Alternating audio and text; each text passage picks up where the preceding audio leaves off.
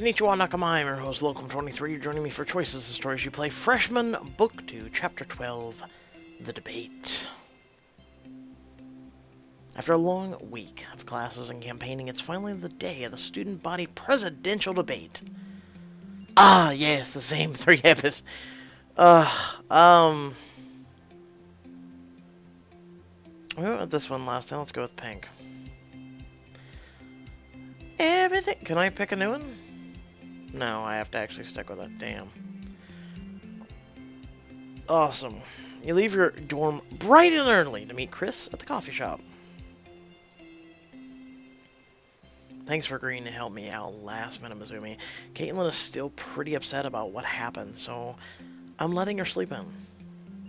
No problem. Is she doing okay? I know she called her mom and talked things over, but she still seems unhappy. I take it you're still not speaking? You nod. It's very frustrating. I mean, she is my girlfriend. Was. Actually, I'm not even sure. She wouldn't give me a straight answer. I thought that when something went wrong, we'd be able to talk about it. I guess not. I'm sorry to hear that. Thanks for letting me vent. No problem. I'm sure Kaitlyn will be ready to talk soon. Thank you. I hope you're right. Now, do you have a debate this afternoon? You bet I do. You seem confident. You're worried that Sebastian's gonna pull any more dirty tricks? A little bit, but I've been thinking, and I've decided the best thing to do to make a point of not insulting him. And hold on just a moment. I think my volume for recording is down a little. Hold on. Ah, yes it is. 70%. Excuse this interruption. I'm encouraging people to vote for me, not against him. People want a positive president. I just want to make sure everybody can hear me, you know? Good thinking. Now, let's hear that speech. Chris grins and clears his throat. Students of Hartfeld, I would like to thank you once again for coming to watch this debate. Hey, Chris! Where were you this morning? You look around to see Darren and Logan coming toward the table. Guys, what are you doing here? Getting coffee, man. What are you doing here? We were gonna meet at the gym this morning. Remember? Oh, shoot. I'm sorry, guys. It's just the debate's today, and you gotta get ready. We know. We should make you a t-shirt. I can't. I'm running for school president. Hey, can I have one too? See? There's a market for these. You think you've got it bad? Try living with this guy. What are you talking about? I'm talking about your dishes, Chris. It's been 5 days since you've washed them. 5 days. Okay, I'm sorry. I'll do them tonight, I swear. You better. Okay, come on. I don't blow you guys off that often. Do I? Logan punches Chris's arm. Nah, you're good. Just buy us all around when you win, alright? Chris glances at his watch. Hey, I realize that I'm doing that exactly what you were complaining about, but I've got a mic check in 10 minutes. That's alright, go ahead. We'll see you later. Chris gets up and leaves. Darren and Logan wave goodbye. Actually, I've got a meeting with Professor Vasquez in a few minutes. Is he finally out of the hospital? Yeah, thank goodness, but that does mean I'm back to working at breakneck speed. I should go. Alright, see you later, Mizumi. The door to Vasquez's office is shut when you arrive, but you can hear raised voices through the door. I don't care who you are. Think of the potential revenue that this can create, not to mention the younger audience your book will reach. Don't you understand that? I understand perfectly. That's not the issue here. What should I do? Wait outside and interrupt.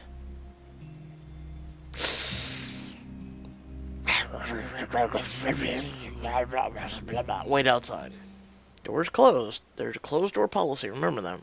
You slump down on a bench outside Vasquez's office and wait. After 5 more minutes of heated discussion, the door slams open, and Vasquez storms off in a huff. Vasquez appears in the doorway and sees you sitting outside. Mizumi, were you eavesdropping?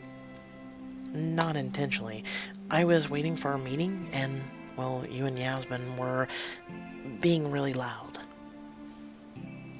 I guess you're right. Vasquez sighs and motions you to take a seat. I'm sorry you had to hear that. Yasmin doesn't care that I drove my daughter away with that book. Renewing the sale may end our relationship for good. So, what do you think you're gonna do? I'm not sure. On one hand, the royalties would help Gabriella immensely after I pass, but on the other hand, she hates the book so much I'm not even sure she'd accept him. That is tough. You're free to go, by the way. I thought we were supposed to have a meeting. You don't want to read what I've written for you? Just put it over there. I've been a bit distracted this week and haven't been able to write anything. Well, maybe you'll find this inspiring. I promise it's got plenty of drama. James told me that you two had a falling out because I asked you to keep my cancer a secret. We did, and I feel terrible. So do I. It was wrong of me to keep it from him, and I'm sorry that he's chosen to take it out on you. I'll talk to him, I promise. Thank you. You're welcome. Now, if you'll excuse me, I have pressing matters to attend to. Right. I'll let you get back to your work. Right before you exit the room, Vasquez's phone rings. Hello? Okay. I'll be there as soon as I can. He hangs up. It's Gabriella. She's in labor, Mizumi. Call James and let him know that I need a ride. He'll want to be there. Professor, I'm on it. Pull out your phone and call James. Hi, Mizumi. Is everything all right? James, Vasquez has wanted me to call. Gabriella just went into labor. Mizumi, I'm on my way. One speedy car ride later, you and James sit on opposite sides of the waiting room while Vasquez goes in to be with his daughter. The awkward silence. After several minutes, the awkward silence is finally interrupted by Madison? What are you doing here? Volunteering. Kappa requires its sister to do 20 hours of community service each quarter. What about you? What are you doing here? Oh my gosh. Are you pregnant? Pregnant?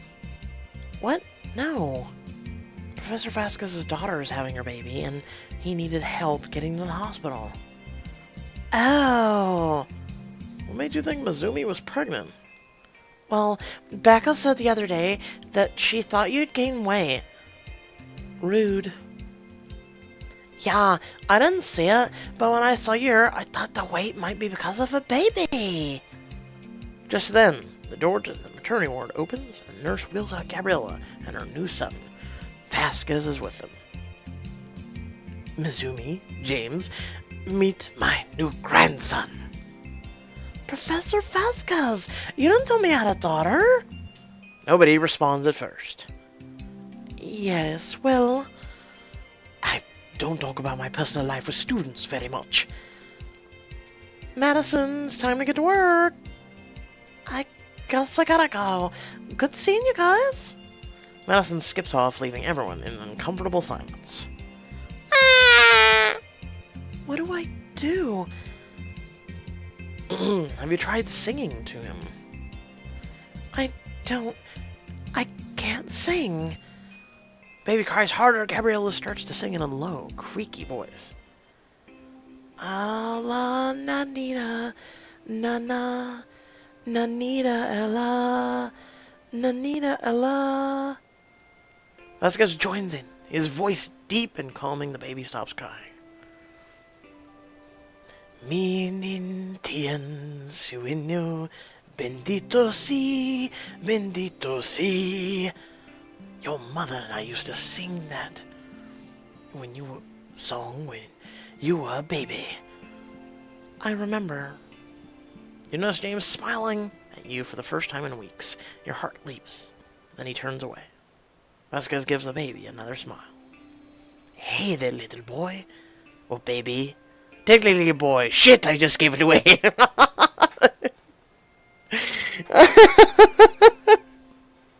The baby reaches out and grabs Vasquez's finger. Do you want to hold him? No, that's alright. This has been nice, but I should get back to work. James, Mizumi, come along. We need to go. Vasquez shovels off as quickly as he can. Oh no. I'll go talk to Vasquez while you take care of the baby, okay? Okay. I'll stay here and help Gabriella. Walk quickly after Vasquez, following him through the halls of the hospital. God damn it, Vasquez, get back here! He keeps his pace clipped until he is outside of the hospital, where he finally slows and drops onto a bench by the entrance. Professor Vasquez? Mizumi, where's James? He is inside with Gabriella. I came outside to talk with you. Why did you run off like that? I have cancer, Mizumi! And? I'm sorry. And I'm guessing that you're scared to get attached. You wish you had more time. You're scared to get attached. I can't imagine how hard that must be. When I first got the diagnosis, I wasn't worried about being missed. My wife died years ago, my only child hated me, and all my friends are estranged or dead. Now suddenly I have a grandson and... You love him? Yes, and I don't want to... You don't want to be taken away from him. Precisely. Vasquez looks away from you. Oh, Professor Vasquez. Don't look at me like that. Like I'm so pitiful. Alright, I won't. But you really should go in and talk to your daughter. Why? What would it accomplish? I burned that bridge years ago. Then build a new one, you dumbass. You should talk to her because you'll feel better. She'll feel better. Gabriella's been through a lot, and she's got a long road ahead of her. Don't you think she deserves to go to sleep at night knowing she and her father have made peace? For once, you may actually be right. I'll talk to her, but I still wish I had something I could give her after I'm gone. Don't you? What are you talking about? We were talking about it just this morning. Don't you remember? Vasquez's eyes light up as he realizes what you mean. Of course! It might not correct the years of damage done, but maybe it will help. Let's go talk to my daughter. They return to the waiting room where James and Gabriella are talking to one of the hospital nurses. You're back! Yep, and Professor Vasquez has something he wants to say. Everyone looks at Vasquez.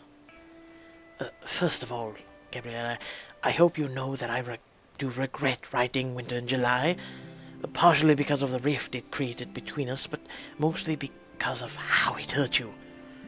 If I could go back, the book would never exist. I'm very, very sorry that it does. So now, I'm going to do what I should have done years ago. Gabriella, and give you back control of your own story. When I pass on, the rights of Winter in July will go to you. You can keep the book off the shelves or sell the rights and live a comfortable life. You and your my grandson deserve. I leave the choice to you. He takes a deep breath and approaches Gabriella. You see tears forming in her eyes. She hands the baby to the nurse, and without a word, reaches up to embrace her father. You look over to see James smirking slightly. He quickly stops when he realized you noticed, and looks away embarrassed. Mizumi, thank you. Without you, I don't know what the fuck just happened there. It was seriously my pleasure. You haven't gotten to hold the baby yet, have you? Here. Oh, thank you. I prefer not to. Be careful. Newborns are very fragile. Don't worry, I will be. That's what it looks like. Who's a handsome boy? You are, Mr. Gabriella? What's his name? Well, I thought I was having a girl, so clearly Isabella's out of the question. Now I don't know. What about Santiago?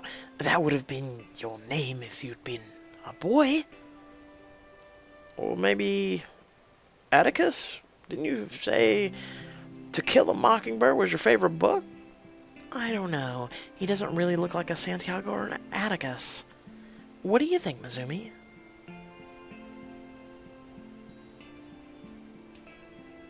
I mean, I don't know. We'll go with Felix for now. Let me know in the comment section below. And maybe when I go back through and do the other romance options with other characters, I will choose something different. Felix, I do like that. I'll keep it in mind. For now, let's just keep calling him the baby. Wow. Why is a cute Mr. Baby? I mean, what? You smile at the baby, and he stares at you with wide eyes. You look up to see James watching. Would you like a turn? I would. James takes the baby in his arms and rocks him slowly.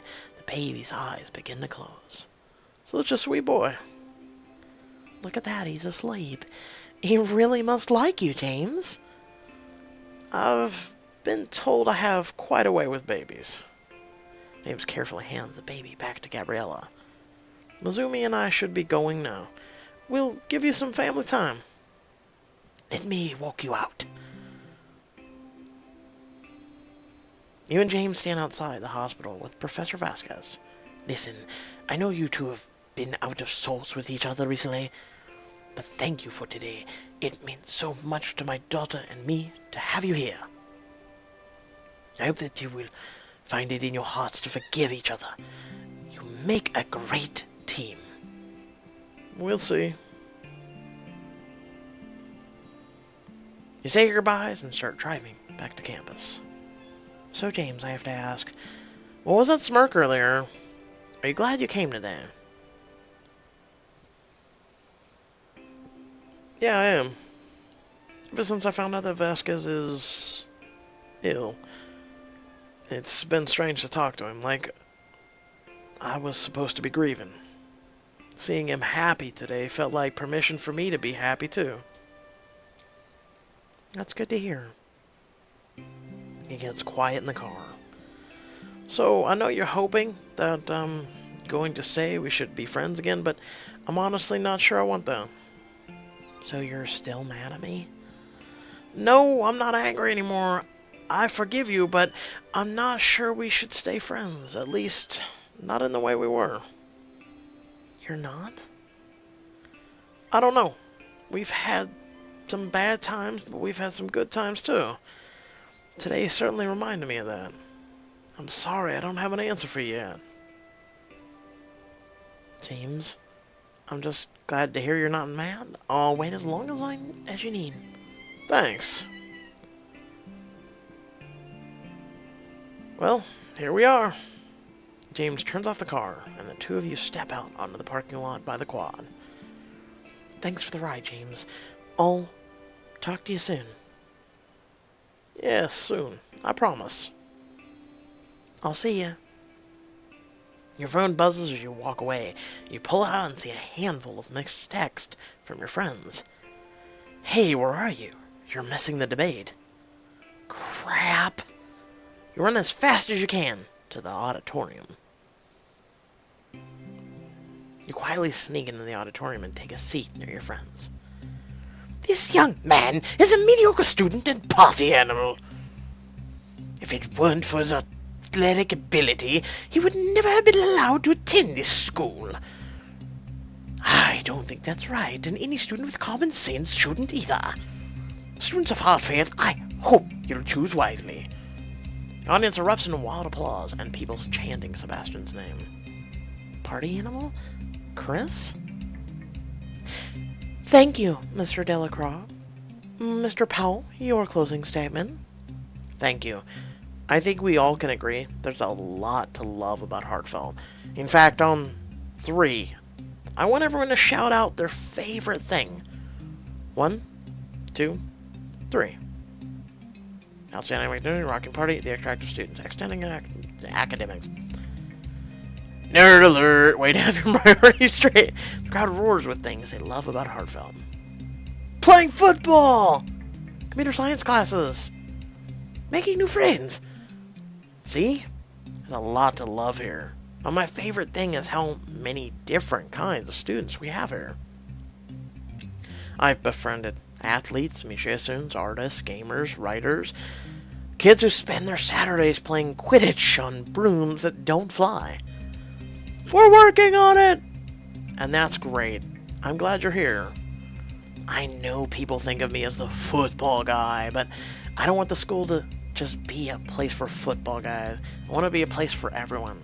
And as president, I'll do everything in my power to make that happen. Thank you. The auditorium erupts into applause as Professor Adia wraps up the debate. You and your friends cheers. Chris steps down from the podium. Go Chris! Great job. Once the cheering dies down, you and your friends finally have a chance to catch up. Lazumi, I'm glad you made it. What happened? Professor Vasquez, it's a long story, and I'll tell you guys later. How did the rest of the debate go? As I grab a mint. Too close to call.